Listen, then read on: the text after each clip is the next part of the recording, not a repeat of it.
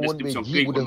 o yeedi détaillé o fof Madinatu Nam ɗon jonna auto fi ɗon jonna rayon vélo fi ɗon jonna saku maro onon on rena wondema o ridiculise hoore mon o jiiɓi hoore mon o jiiɓe musidɓe wonduɗen ɗo fof monsieur Ilo e ɓe wonɓe ka WhatsApp haalala salmina fof la weltano kadi wonɓe e darde ɓe wontude chef de quartier wallito e ka partage ugol e commentaire ji wonɗi positif ɗin surtout kadi ɓe wonɓe wadde ka kañatto hiɓe weltana moƴƴa wuɗɗi kadi ɓeɗo kowona waɗede kon hiɗe yiide hiɓe weltana hiɓe duwana moƴƴa haray en yawa hiɗe yiide fof kadi ko woni ko en wawata Je vais juste dire, Mamadou Mouktar So, Mamadou Mouktar Mandao Do Diallo. Attention, je te donne l'avertissement. Tu viens ici avec ces propos de bêtises, je te bloque pour la vie. Continue. min ni wonɓe wadde mbuɗɗimɓen ka weefti ka orange money ka kañot fore humpiti fi mum hiɗe yewtude hiɗe weltodirande hiɗe weltanade ɓe ɗen duwanade ɓe moƴƴa ɗen duwaniɓe yo Allah yoɓɓe yo Allah lontinaɓe million ji milliard ji kala anniɗo waɗi yo Allah yoɓɓo ko ɓuuri e moƴƴude ka makko e ka ɓeygure makko e ɓeygure julɓe Allah fof haray ɗo bersude on ɗo waɗi 10 000 numéro no haray mo weltana moƴƴa en yii e mum pitike en duike moƴƴa no haray lattori Guinée en ɓe mo kala ka woniri hande ɓayi Afrique ɗo wana enen tu ñeñinen wakkilo ɗen hara si tawi woni pays africaine ɗi fof fottama a towni jungo a wi ko a Guinée en hara wona hersa ɗum wontirayma ɗum lannay ɓe wonɓe wirtade ɗo fof min komi inni ko jarrabuye musidɓe an goɗɗo wawata jokkude andire ɗen konngol e tabintingol hara ko wiiɗe wo e waɗa ɓe banu adama ko konngol hay goto hande ɓornata goɗɗo ɓoggol ka men ɗum ɗum heddi joni ɓornugol goɗɗo ɓoggol wowlinamo ko yiɗa ma waɗinamo ko yiɗa sina ɗum adnam fof ɗum ɗon acci yo taw hara Guinéenɓe ɓen yoɓe yiyaɓe tawa hiɗa kaani ma hiɗa woni miskino kono wondema ala konngol ma ko a fenowo ma ko a nafrita Guinéenɓe ɓen jaɓu on mi faala wiide ko o wonugol ɗo hande komi danejo janggo komi boɗejo hande miɗo wondi e oɗo fadde janggo miɗo wondi e oɗo c'est à dire hay enen en lanni hulidirde joni si tawi en tabintina a andi a watalan hoolade si min ƴettanima engagement min nima ɗe ɗo golle waɗidayɗe tawi a watalan hoolade walɗa ɗanoɗa wona sénégalais jo ɗi ƴettoyta wona ivoirien jo ƴettoyta wona congolais jo hara ko honno warrata tabintina e woni e nokku gotu yo yimɓe ɓen kadi junnumijo mum gon banu adama ko hommo ɓuuri jahsude kawre leydi ɗo ko daranowo hoore mum tum hombo ɓuuri moƴƴude ko muññiɗo fi hoore mum daaro fi ɓiɓɓe mum e fi taniraɓe mum hande ko hoore leydi ɗo ko seeɗani wonten ɗo hara ene ɗo e yeehi par ce que buye men ɗo haynene mum e be mum e yeehi nafi kan haala pati mum e soro mum si feƴƴe men enen ko hontoɓe ɓiɓɓe men jokkoto par ce que min hande ko ɓuuri mi anide même ko taniraɓe men par ce que ɓiɓɓe men ɓen nini ko ñamuɗe woɓe ñamay ka walɗe woɓe waalo ɗo mais ɓe tanira e men ɓe heɓaka ɓe nene mum e be mum jommidira taw ko hontoɓen ɗon ɓantoy to lagine so tawi woni pays o yimɓe ɓen fof ko wayini tawi hande en wayreno hiɗen joldude si haldama e jolde woɓɓe ɓe ƴawra woɓɓe ɓen fala toɓɓe ɓen han tabintine wone nokku gotum ande nguulaamu arngu ɗo kadi junnen miijo men go ande nguuɗo wona wona nguuɗo éternellement kala laamu arngu haysi ngu welriwa njuuri ngu feƴƴe na noon fisi metti wayini kadi feƴƴe joni kala ƴetto hakkille mum ɗe yowi ɗo ha hawki limanu mum wirti ɓeygure mum hara on tigi anda ko ɓiri hara lantoni jama wattanorgo yini moƴƴe golleji ɗi en fof hiɗe yiwde ko fewni ko yo Allah wallire no moƴƴiɗo changirana en no moƴƴiɗo jonna en laamoto leydi no moƴƴiɗo andi wona ko halda ko CNRD woni laati yo jama o wakkilo buyno toon no jooɗi no naɗaɓɓe mbuuɗi Guinée yiɗi no mbuuɗi ha ɓurti ɓe nasi jogui mbuuɗi que l'argent c'est la clé du monde c'est pas la clé du monde l'argent c'est une arme c'est un outil normalement ça doit pas être la clé du monde gila ñande mbuɗɗi woni clé du monde on haray haajuma boni ñande kala ko conservuɗa ɗum noon ka cerveau ma haray haajuma boni mbuuɗi ko aala ino waɗi ko faala ɗen hiɗen faala laamu hiɗen faala piiji bus ko mbuuɗi ɗi reweten e mum heɓen ko faala ɗen ko se wi noon mbuuɗɗi memetake enen mbuuɗu naɗu ngu o yaltata mbuuɗɗi enen e wi ko clé on e wi wona ɗum woni laawol ngol hara en falli hara jama o yo wakkilo moƴƴa wallito en ɗa weltani on on fof merci beaucoup Merci Madinatou, merci. Et haray un numéro appel WhatsApp kala falteɓe waɗanden contribution e kañoton en ɗon numéro ɗo waynodude ɗo Allah yewtidanen anda ko no wawto wallirde ɗon numéro ndisano affici ɗo mais seulement WhatsApp e woɓɓe ɓen kamen Amérique profiton parce que wilan no lang est-ce que do mari numéro 0 en on numéro 0 himo do fami non onon fo yi onon numéro 0 ko 646 553 0119 donc numéro ni kasa kamen wodi fokkuno do so nari ka titre video on waway famude donc mais torke on yaltene ko enten ko ngurnan théorie parce que ene woni trop théorique trop on est trop théorique on dum onon ko laamu ko ma accompagner laamu wakata non moƴƴi initiative ande wonde ma message mon dinno sakiti vraiment do mede encouragement nammenen menen wono madinatu yotir no ko menen tunno hajo amen won tan dum mais hande ko dode mi jaade ko woli to hana ko wolede tani rabe me fi génération yaro bano adama su kanko parce que hande kadi hajo makko ala dan go eta hajo makko ala so do otoje sabu laamu do ngo bayo jawada majje fo eta ko jandi wo ko sambro ngoto walto da nder wade dum rudde mo ko jamanu ko himbe be no stay tala kala ko fiore mum dum woni yanga na do wadde piiji parce que menen men fenditu mais waday e fitta hono e sunju go wona mo wadgo golle dum adaba no dum sambro ngoto ko wala sadi dum ala négociation donc wakilo de fio kanyon soutenemo lagine ko leydi fenanderi parce que yimɓe fenandeɓe no wardi leydi population kamen naafigi no yewtiri ɓaawo no jokki ko ɗum so ñe naafus so yi hande ɗe o situation parce que guine on numɗa ma num bala samouraï Foggetti Mamadi Doumbouya, des gens qui n'ont jamais fait d'université. Yawɓe déserté l'école. Tawata ko ɓen woni hande no laami des cerveaux des diplômés des professeurs. Comme dit Thierno Monenen Bo, a inna lagine ala ko enten kon intellectuel. En ala ko enten kon armée consciente. En ala ko enten kon institution républicaine. No yurmi donc hande naare jama on fof waɗama e nder sondiaye han andude wondema tampere han faamude wondema c'est que ils ont appauvri les Guinéens ils cherchent maintenant à les manipuler parce que weelini jama on jonnon ɓe contrôle deɓe hande mbuuɗi neɓata hewto ɗo onon wonɓe Guinée ette varifice on fala ɗaɓɓe sakuji molanaɗi maron par ce que aroya ɗo yewgol makide Guinée avec ces bandits là fanɗi o fiiɓugol maafeji timmuɗi on yoɓoto 1 million de francs guiné ɗum hewta par ce que crise monnaɗo no fokkiri ka meɗen crise économique politique on ɗon déjà e nder mum joni ɗo monsieur ilo haray ko dernier tour on konni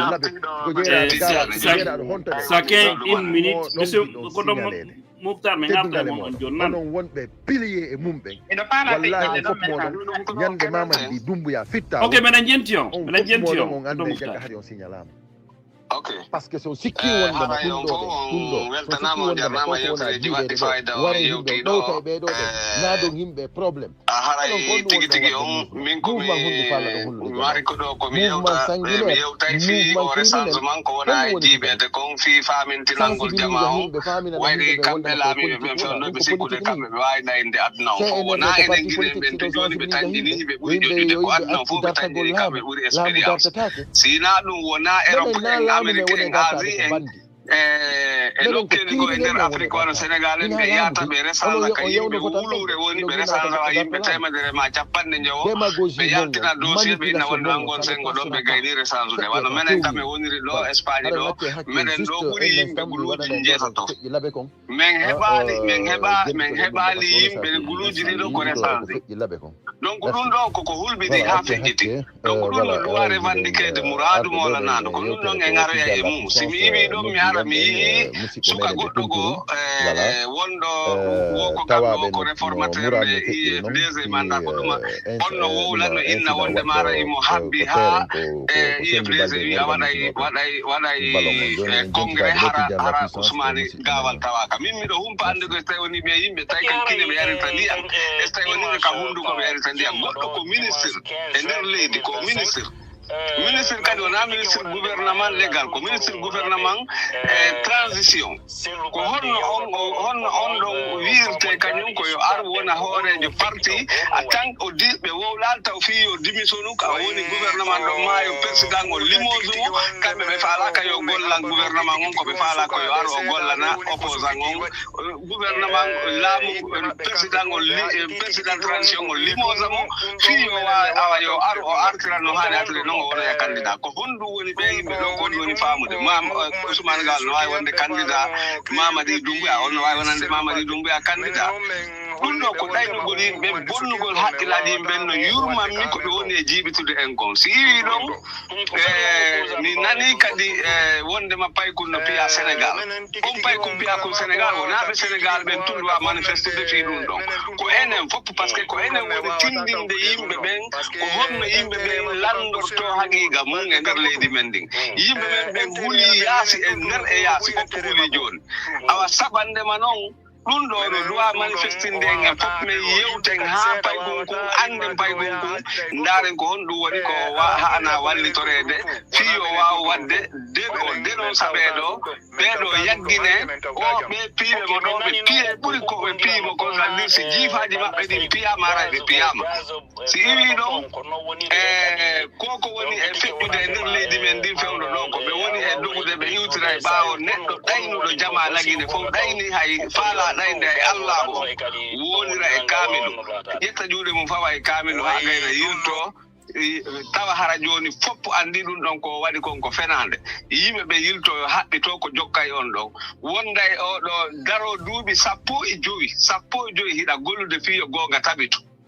ndara tun tawa joni oɗo on himo sakude mbuuɗi accita gonga on yaha jokka on tigi accita gonga on yaha jokka fenande ɓen wonɓe wadde ɗum ko ninse ɓe heɓata yeru hiɓe wuuri saɓande makka ɓe yaari to moƴƴirantaɓe kaɓe iwi gaɓe wawata yiltitade mi nana e woɓɓe no wiya wondema kamɓe wo ala ko ɓe waɗanali IFDG ma ala ko ɓe waɗanali Sénégal Diallo ɓe ronku faamude si a jokki combat militaire jo ma ɗum dogowo ma ɗum waɗowo boxe sa jokki combat yehi ha takko ka gaynata ɗon hara siɗa yiɗa fonta e jungo ngol tun tawi woni ko ɓoggol haɓɓa hara siɗa yiɗi a fonta e jungo ngol tun mema ɓoggol ngol si tawi woni a darike goɗɗo feƴƴi yeeso ma ko on gañi an fodde ma hiɗa jokki goɗɗo sa wallali mo ha o gañi wota wi'u an hiɗa walli goɗɗo par ce que aray a yehi a découragé ge tentini décourageoɓe yoɓe accu wiigol kamɓe ɓe walli goɗɗo par ce que ɗum ɗon ɓe fenanayi woni yimɓeɓe ɓe woni e ɗaynde ɓe min kala mo hakkiliɗo jokki IFDG ha yewti fen ɗo yilti so yilti ɓe fof ko min tako yimɓe ɓe gaynata hay hunde yimɓe seconde goto ɓe garta e ka laxe sukaɓe wonɓe ka laxe wonɓe kañum ko yimɓe laxe tawatara ɓe jaɓali ɓe jokkali laxe on par ce que laxe andiraka nafiqiyagal andiraka fenande andiraka jamfa kala jamfiɗo ka axe ton ma ɗum kala fenayi ɓen ka axe ton wonaɓe yimɓe axe koɓe yimɓe fenoɓe koɓe yimɓe hoore maɓɓe ɓen ɗo ɓe tawa ka aray min on ko ɗum ɗo mari komi yewta fewn ɗo mi arta e on ɗuma yeeso merci woni ala ko woodi ko yewte ko ɗuuɗi merci beaucoup ko fi ɗum andi ɗo ko objectif to nde yaltinne miijoji ɗin andi fi jamanu andu kañoton no ɗo toujours oui Sista Kadiza rapidement là fanno wodde goɗɗum ƴetten premier auditeur jo men on ɗo hanki mi anda mi faala wattude ɗon ka ilo inni ɗon wo faykuno piya Sénégal mais ko honto ɓe wonnoɓe ɗon ko ka enen ɓe mettiri may en ka meɗen ɓe ka yarde wo kadi ara ɓe jokki en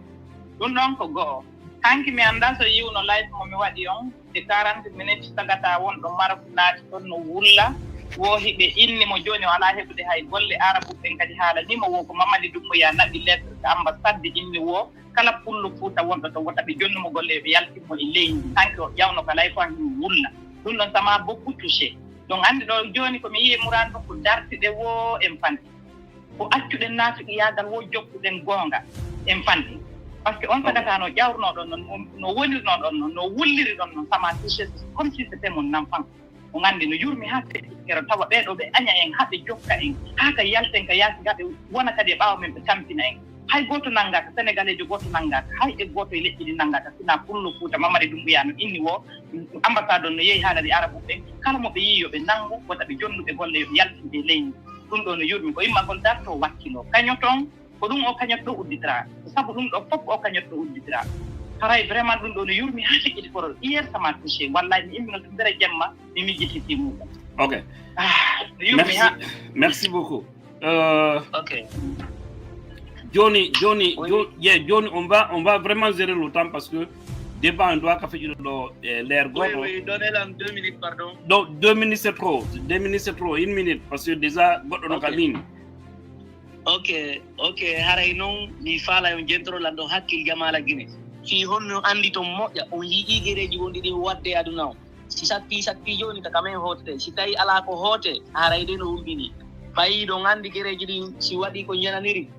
ko ton yiweten arten ka meɗen gere no waɗiren enen kadi goɗɗum ka meɗen ko waɗete o fi no heppinen hoore men ɗum ko ɗin mum jamala dinguirayi o ɓe kadi par ce que ɓe convaincirano ɗo lawol figo 75 kilométre lawol ngol ɓe fof ɓe immino ɓe kelli ɓe ni non conseil mamadi on waɗani dinguira ala ko ɓe waɗanali ɓe jon noon projet ji ɗin stoppama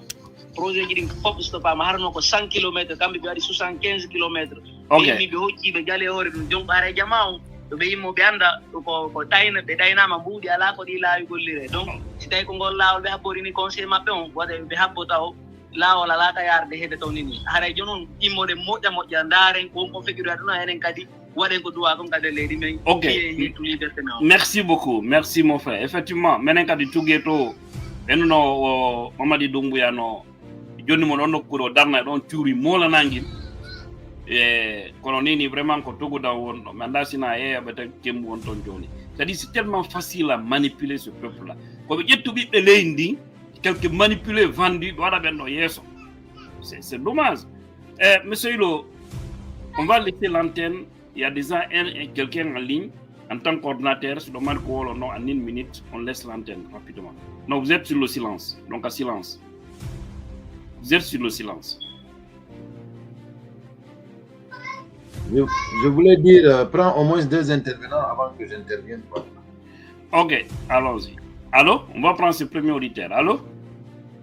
Allô, salam alaikum, monsieur Amatigna. Wa alaikum salam. No, yo ni janto be ngurde be fama be. Jantum kono makto non to nonode hande yaw en yawa won ko ngala to ngade do. Allah wala ko Mamadou Adu Diallo depuis Lyon France. Dara mi salmini on pop modon welta ni kon golle do wonde ngewatte de. Haray ko juste o honno andi gollo façon de wadi do kanyoton ko pour moi c'est très bien réfléchi. Sandari o wadal carte inno ye jamo ye arsoda mo sangero mo de sangero et ainsi de suite parce que si no wala ma o be ina me maramo donc c'est un peu compliqué. O inna kadi godde ar wadande wotere ko indon joni ko godde kande ar so yo ar wada yer ko wabi ko de façon continue donc c'est bien réfléchi, c'est très bien fait. Donc de ce côté franchement on vous dit chapeau. Donc docteur Ndiama on que Ndiama on wakilo. Deuxième chose et ko wono mi wadde kon ko fi lendi fo wana fi telle personne ko fi yimbe tampube et kadi sendari hay le pays développé par exemple en France il y a le resto du cœur, il y a ce pour tout ça là on est fait kadi yimbe tampube ben donc on donne plus mbudi ko c'est des particuliers qui cotisent pour eux. Donc initiative mo waddo on c'est l'initiative qu'il faut faire fi wa fapta ko jama encore une fois en audité jama fi jama wati le cotiser don do ko hebuda wo wado yer ko wona wo ko saraka wonda wadde fi Allah hoti annabi. Deuxième chose je vous rappelle qu'on a déjà une victoire. La victoire que nous avons c'est quoi? La première victoire qui est indispensable, c'est de rester constant. Le fait que malgré toutes les difficultés, certaines difficultés il faut intimidation, il faut constant. Ça, c'est la première victoire et c'est cette victoire qui est indispensable. Donc, encore une fois, on continue sur cette victoire, on ne change pas. Ante ko hergonga woni. Tamundu yo madon jangobe. Hibe andi hono no wodi simo reka jippi, hono lando goddo go dundarankejo. O change do jama fo ba haluti, pay dum godum e bojo kadi ko non tullutti kadi dina Allah honno mais sabu bay Allah la don waltudo toujours non dubbe ko sabu kumpay kun don parce que ay ma bojo be warno ko sabu kumpay kun woni ha dina kan ar donc hay ko chaque fois même si c'est une seule personne c'est reste constante Allah la don fa comme encore une fois je vous encourage et je vous demande de rester sur ce plan là, on va y arriver, on va gagner inchallah. Encore une fois merci 1000 fois. Merci beaucoup. Allô? Oui. Njara monsieur Sonala to. Roji di ngara joni mi nanno wo ala yorbe juude hewti be français be. Andra yeso. Ono be France do way wa fulbe Guinée nafata. Nam, may. Ebe way ka wa ko. Na gollo hiro dom se ilo hiro dom mo de te membe ko. Okay. Dedi ta ko bona yewtere do ko gadante ndu. What is silence ka WhatsApp ko do Muktar. Allez-y. Ok, ko wertana gollo no équipe wonbe don ben fo be e do gollo njuri hore njuri ko fiyonde dudu na fi yo welu. Ce que min nani do auditeur ben ko yewti ko vraiment ko ha don hari ha dude ko be yewti do ko min be tay don hunde wotere hande ko fewndi ka meden ko ngoma ko madam holdi do ko wano be wattiri joni jokki golle wano Maroc wano kambe woni do parce nyande me yayi Bruxelles do mi ko be woni wadde ko kali kambe won do Lille ci kade sansa gollum de ko ben jokkude ko wada ko dun non koye meɗen mbeyi haray enen tigi ɗum dawattande yili nani goɗɗo gono inna hande yi aduna ka fewndi seede on yi fewndo ɗo ni fewndi anna allah on kon fof kala ka muɗum koye garu ka muɗum moƴƴa par ce que ka goɗɗo moƴƴi o janggo ka maɗa si bonni ala ka hoota en yi ile hande kala ka muɗum do a sakkitorde tori ke kala guinéenjo e kala e wonanɗo fi démocratie yo andu na fi goɗɗo woni waɗande fi mbuɗi ko ɓonni ƴettude ɓe senda ɓe ɗayna hen ɗo ko juste ha hen ɗo en sectoure ko ni ari no trompe anna on fof aw gayni ɓaw hendi ko hendi fof kadi o herji o bonni leydi so waali o maayi comme lorra marɗen ha ka fewnduden ɗo awa o ɗo kadi so ari o ara e ɗo suyna andi sa jonna e ɗo nagge e ɓoggo a fala gadde ɓoggo a jonna e sumpa sa waɗi sumpa a waɗi landange metta waɗa ɓoggol ngo naɓange hirsange donc c'est exactement que le gala en train de nous faire haray kala faalaɗo andude ko homɓol secteur yo ino e oɗo e wano ɓe gene ɓe yalta ɓe IFDG ɗo hande no yahude ɗaɓɓa ballonji wallito inna no trompude wano o tour noon gene joɗo mi weltake mo kala ko woni par ce que o wi ko intérêt personnel c'est le balde waɗiri ɗum ɗo intérêt personnel nafata goto yo ganduɗo Ousmane Gawal hande ko ministre mo wadde ko faala kono wawata nafugol Gawal fof ko wawata paaji ɓiɓɓe makko ɓe wala nafude nene goto makko ndu o nafaali mo nafata goɗɗo goo hara ko yimɓe watta en yiilam tori ke kala anduɗo en yikan noon fewndi surtout janggoɓe l'école ɓe yoɓe andu ko ɗum ɗo mawɓe makkiro ɓe yiɗa janngude ko fi on ɗum wona sigi gandal ngal boni ɓe ande jannguɓe ɓen si gayni janngude ko irtanagol yimɓe ɓe jannga ɓe bonna leydi mbi wara ɓe yimɓe ɓe ko ɗum mawɓe ɓe ganduno ko ɓe philosophie ɓe anduno haray haala kan juuti tan wonno raɓɓiɗi haray mi weltanike ma weltanike to e grand ngilo haray koye ngoto koye ngoto ka jiifa koto bobo nam ko jelon ɗo waɗande kañoto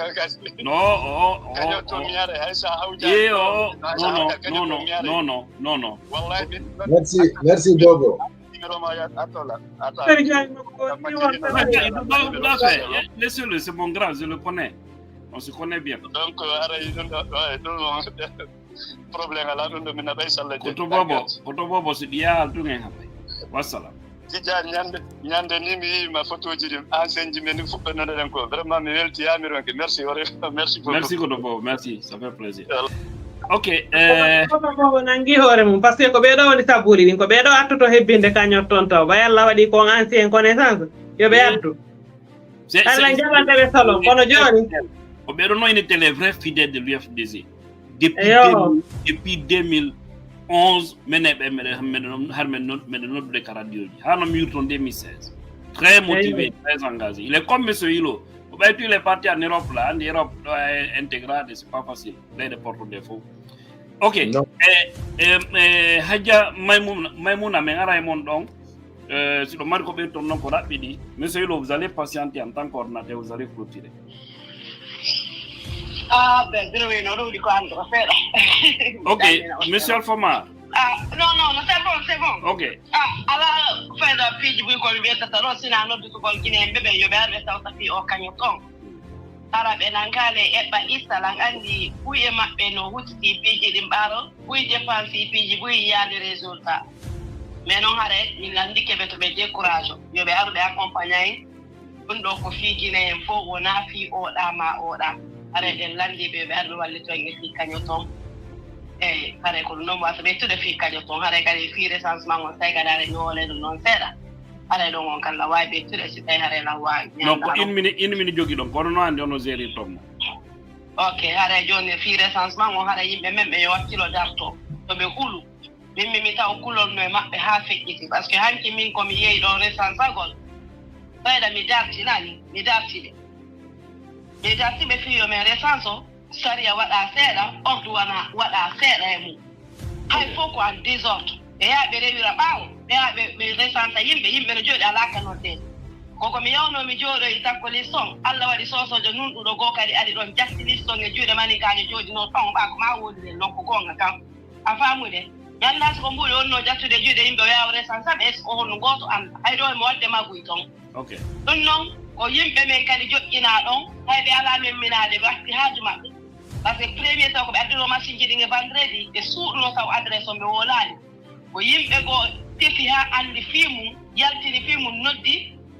fédéral ɓe ga noddi ambassade on yewti ɓe ɗon yoɓe addu annonce on ɓe adda adresse ɗi yimɓe ɓe yaare sanso ɗo yormi Allah wallu en amen.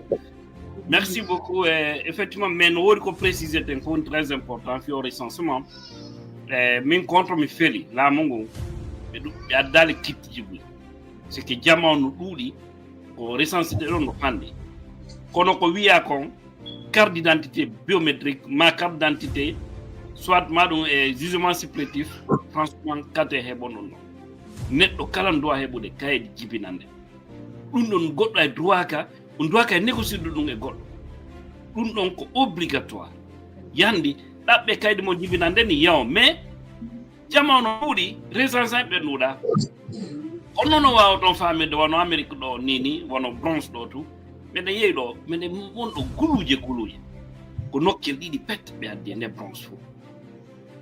donc oui jamano au Sénégal on n'en parle pas ça qu'on nokkel tati nay ça peut pas suffire ko non woni problème donc c'est des pagailleurs comme l'a si bien dit monsieur Hilo au recensement au fudi to été ko ni kala recensé do ba ko biométrique tout to luttay parce qu'on peut plus revenir sur ça mais be recensé aki ben dum noto transition go ara Guinée je vous le dis men dawno to mais transition que so wada Guinée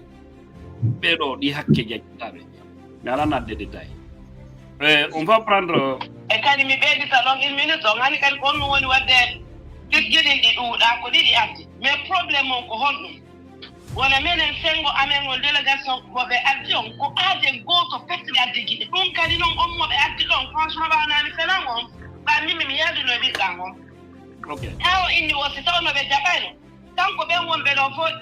imo wayi hay ko 30 personnes wadu golbe e der 30 minutes mo waade recensé de fo de wotere a faamu woni mo needi fi gorko ça veut dire o anda fi mo modja ko dum ko wonde no neebo ayi goddo no nata presque 30 minutes ade goto juste remplir ce gordo mo tira photo la ni 30 minutes après yeah one day il y a trop de l'amateurisme là-dedans mais comme il est encore non bon adapte no fandi machine no fandi donc c'est le CNRD qui parle ok monsieur Mohamed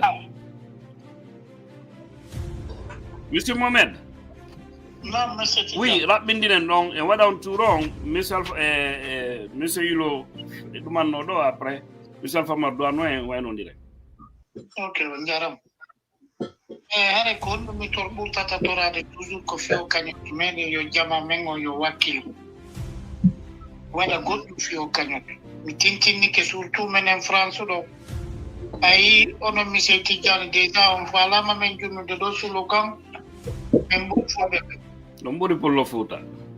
voilà onanal ɓenna o français ɓen e fulɓe ɓen ko ɓe nene goto fi Allah e finlaɗo side yewtude o taw ƴettu ko kaani fawonge pullo Fouta fi Allah e finlaɗo koto Moutar koto Moutar ƴettugol ko kaani fawon ko kaani ko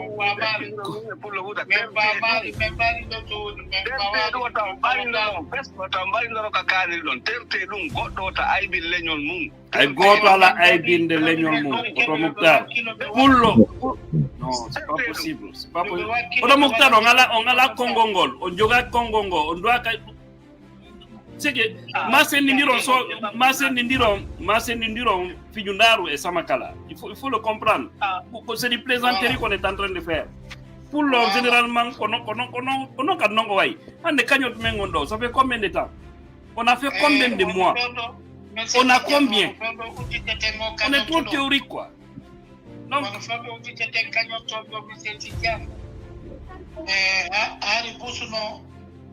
no manta fi o kañot kono wawde on est théorique kono hande ko woni ɗo buye maɓɓe huccino arami ɗo toriɓe ɓe fewtu o kañot ko o kañot woni solution maɓɓe ok na noon France ɗo tun guinéenɓe ɓen Guinéembe ɓe o kañottu miɗo tori fof yo guinéembe ɓe yo wakkilo fewta o kañottu kala faalaɗo gonga yoɓe fewta o kañottu. Ok, merci Sekouma. Ok, merci beaucoup jama on fof ko weltanama e ɓeydanama courage wakkila kon darta ko jowdi ka leydi men kon. Hande a heɓa e ɗawnuɗo a suutata ɗon ka hôpital donc sa yeehi ɓe welde FDI on fi consultation jama foti joggodirediwal ka gande joni noon en fof en andi ko on ɗum addata ɗum tawi woni en dariki ha ko wawata naadude investisseur ɓe adda jawle ɗen wonade e siñede fiɗum jaltine naɓe ka janadirɗi acci ina yimɓeɓe